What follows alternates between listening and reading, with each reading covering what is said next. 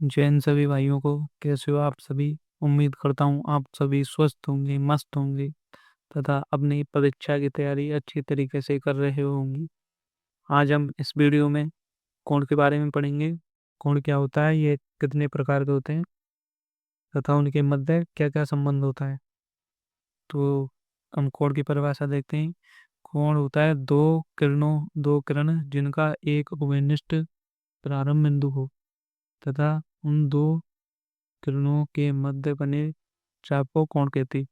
इसे इसे की मदद से समझिए, यानी कि ये एक किरण है और एक किरण ये है।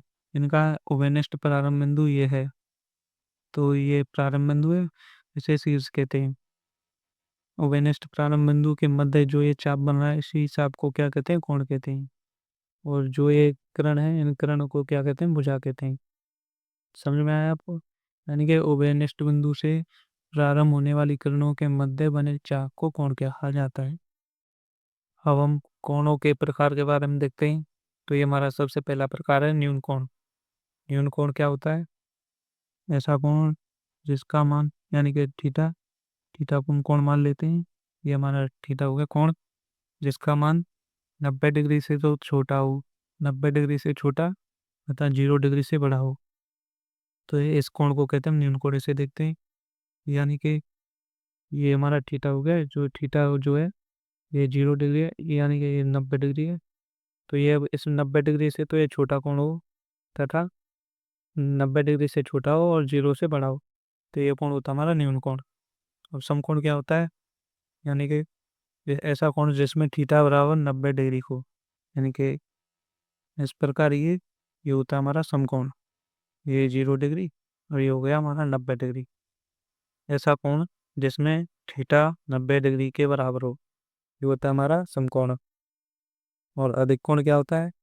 ऐसा कोण जिसमें थीटा का मान 90 से तो बड़ा हो, यानी कि 90 से बड़ा हो। ये जो हमारा थीटा है कि 90 से बड़ा है और तथा 180 से छोटा हो, 180 से छोटा हो, ये होता है हमारा देख कोण। इस प्रकार ये 90 होता है, ये 90 डिग्री होता है, ये हो गया हमारा 0 डिग्री।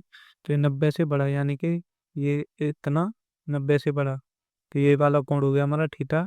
ये हो गया हमारा देख कोण जिसमें ये है 90 से कितना भी बड़ा हो सकता है, लेकिन ये 180 से छोटा होगा। ये होगा हमारा अधिक कोण। रेजु कोण क्या होता है? रेजु कोण को सरल कोण भी कहते हैं। रेजु कोण को सरल कोण भी कहते हैं, यानी कि जहाँ थीटा बराबर 180 डिग्री हो, वह कोण होता है हमारा रेजु कोण। यानी कि ये एक सीधी लाइन होती है, जिस पर इस बिंदु का देखोगे तो ये होता है हमारा 180 का, ये होता है हमारा 180 डिग्री। इसे कहते हैं हम रेजु कोण या सरल कोण। अब वृत्त कोण क्या होता है? वृत्त कोण होता है ऐसा कोण, यानी कि थीटा, ऐसा थीटा यानी कि कोण जिसका मान 360 से तो छोटा हो और 180 से बड़ा हो, तो वह होता है हमारा वृत्त कोण। ये होता है हमारा वृत्त कोण।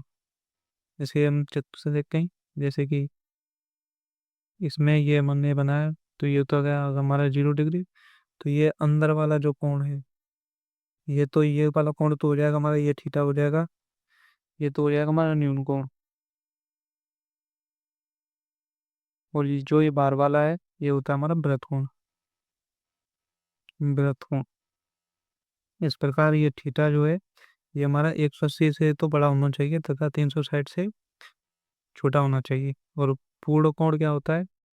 पूर्ण कोण होता है जहाँ थीटा जो है वो हो जाए 360 डिग्री के बराबर, वह होता है हमारा पूरा पूर्ण कोण। इस प्रकार ये भी इस बिंदु पर जो सर्कल बन जाता है, वह होता है हमारा पूर्ण कोण।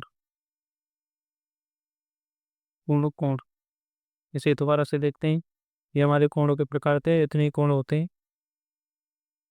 ये देखिए, न्यून कोण क्या होता है? जहाँ थीटा का मान 90 और 0 के बीच में हो, वह होता है हमारा न्यून कोण।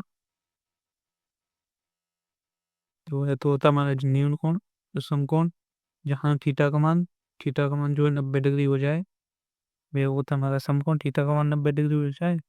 अधिक कोण जहाँ थीटा का मान 90 से तो अधिक हो, 180 से छोटा हो, वे होता है हमारा अधिक कोण। तथा ऋजु कोण यहाँ थीटा का मान 180 डिग्री हो जाए, वह होता है हमारा ऋजु कोण।